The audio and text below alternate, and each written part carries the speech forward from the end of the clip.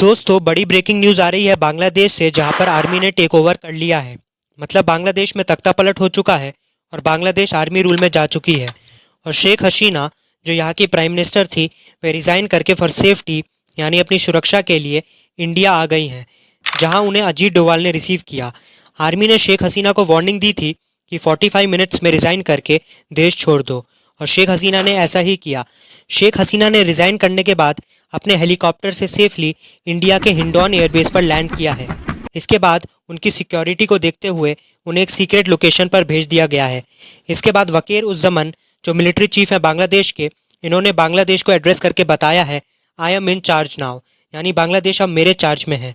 आज की इस वीडियो में हम डिस्कस करेंगे कि बांग्लादेश में ऐसी टेंस सिचुएशन कैसे आ गई और ये इंडिया को कैसे इम्पैक्ट करेगी।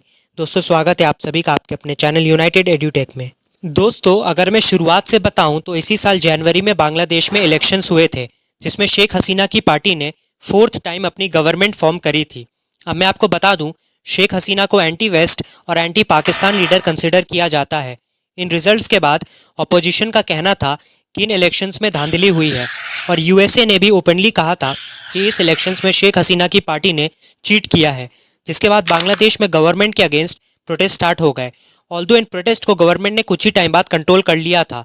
अब इसके बाद शेख हसीना ने बिना नाम लिए यूएसए के ऊपर एलिगेशन लगाया कि यूएस बांग्लादेश से एक मिलिट्री बेस मांग रहा है, वरना उनकी गवर्नमेंट को हटा देने की धमकी दी जा रही है। बट 5 जून 2024 को बांग्लादेश के एक हाई कोर्ट ने ऑर्डर दिया गवर्नमेंट को कि जिन फ्रीडम फाइटर्स ने 1971 में पाकिस्तान के अगेंस्ट इंडिपेंडेंस के लिए फाइट किया था, उनकी फैमिलीज़ को 30% रिजर्वेशन को वापस रीइंस्टॉल करो सारे गवर्नमेंट एग्जाम्स और पोजीशंस के लिए। अब मैं आपको बता दूं कि इस रिजर्वेशन को बांग्लादेश गवर्नमेंट ने 2018 में हटा दिया था, बट हाई कोर्ट ने इसे रीइंस्टॉल करने की बात की, जिसके बाद बांग्लादेश में हाई स्केल प्रोटेस्ट स्टार्ट हो गए, जिसमें बांग्लादेशी स्टूडेंट्स ने पार्टिसिपेट किया अगेंस्ट रिजर्वेशन। जैसा कि आप इन वीडियोज़ में देख सकते हो, बांग्लादेश स्टूडेंट्स का कहना था कि रिजर्वेशन को हटा दिया जाना चाहिए। और आप इस चार्ट में देख सकते हो कि बांग्लादेश में 56% रिजर्वेशन हो गया था, 30% फ्रीडम फाइटर फैमिलीज़ के लिए, 10% वुमेंस के लिए, 5% माइनॉरिटीज़ के लिए एंड एक्सेट्रास, यानी मेरिट पर सिर्फ 44% सीट्स ही बची थी। अब इतने मास स्केल प्रोटेस्ट को देखकर बांग्लादेश के सुप्रीम कोर्ट ने रिजर्वेशन को रीस्केल करके रिजर्वेशन को 3% कर दिया और मेरिट सीट्स को बढ़ा के 97% कर दिया। बट इसके बावजूद बांग्लादेश में प्रोटेस्ट नहीं रुकते। अब इसमें ऑपोजिशन पार्टीज भी आ जाती हैं, डिमांडिंग कि शेख हसीना को हटाया जाए, शेख हसीना को रिज़ाइन करना चाहिए। शेख हसीना का कहना होता है कि इन प्रोटेस्ट को वेस्ट और आईएसआई से फंडिंग मिल रही है। अब आप इन वीडियोस को देख सकते हैं कि प्रोटेस्ट कितने वायलेंट हो चुके हैं। प्रोटेस्टर्स पीएम हाउस में घुस जाते हैं और पीएम हाउस में घुस चुके हैं। शेख मुजीबुर रहमान के स्टैचूज़ को तोड़ा जा रहा है, जिन्होंने बांग्लादेश को पाकिस्तान से इंडिपेंडेंस दिलाने में मदद की थी।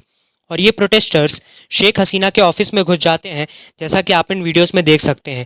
लिटरली ऐसी कंडीशन में शेख हसीना को इंडिया आना पड़ता है, और यहाँ पर पीएम हाउस के डॉक्यूमेंट्स, मील्स, क्लोथ्स को भी लूट किया गया है। अब सोचने वाली बात यह है कि जिस आदमी ने बांग्लादेश को पाकिस्तान से इंडिपेंडेंस दिलाई, उसी के स्टैचूज़ को क्यों तोड़ा जा रहा है।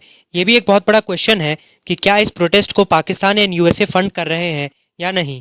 अब शेख हसीना को एक इंडिया सपोर्टिव पीएम कंसिडर किया जाता था, जिनके कारण इंडिया और बांग्लादेश के रिलेशंस बहुत अच्छे थे।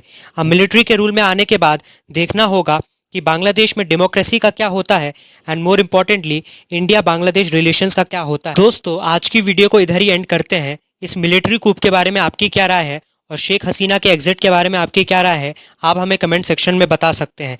Till that time, thanks for watching.